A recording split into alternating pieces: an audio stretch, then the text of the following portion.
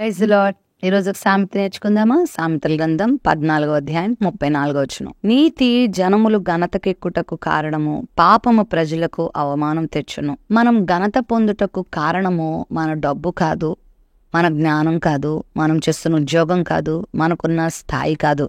నీతి కలిగి ఉండటం వల్ల మనకు ఘనత వస్తుంది. పాపం చేయడం వల్ల ఏం కలుగుతుంది? పాపము ప్రజలకు తాత్కాలికమైన ఆనందాన్ని ఇస్తుందేమో, తాత్కాలికమైన సుఖాన్ని ఇస్తుందేమో, తాత్కాలికమైన విజయాన్ని ఇస్తుందేమో, కానీ పాపం వల్ల మనుషులకి అవమానం వస్తుంది. ఖచ్చితంగా ఏదో ఒక రోజు నువ్వు చేస్తున్న పాపము, నిన్ను ఈరోజు అలరిస్తున్న పాపము, ఈరోజు నిన్ను సంతోషపరుస్తున్న పాపము ఏదో ఒక రోజు నిన్ను నడి రోడ్డు మీద నిలబెడుతుంది. అందరూ చీ అనేలా చేస్తుంది. ఇదిగో నీ జీవితము పనికిరాండిగా మార్చేస్తుంది. కనుక పాపమును విడిచిపెట్టి నీతిని వెంబడించు, నీతిని కలిగి జీవించు, పరిశుద్ధతను కలిగి జీవించు, పవిత్రతను కలిగి జీవించు. మోసయుక్తమైన జీవితాన్ని విడిచిపెట్టు, పాపయుక్తమైన జీవితాన్ని విడిచిపెట్టు, మోసాన్ని విడిచిపెట్టు, అహంకారాన్ని విడిచిపెట్టు.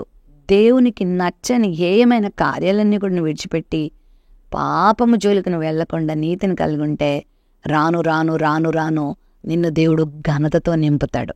నీకు దేవుడు ఘనతనిస్తాడు, అవమానాన్ని తొలగిస్తాడు.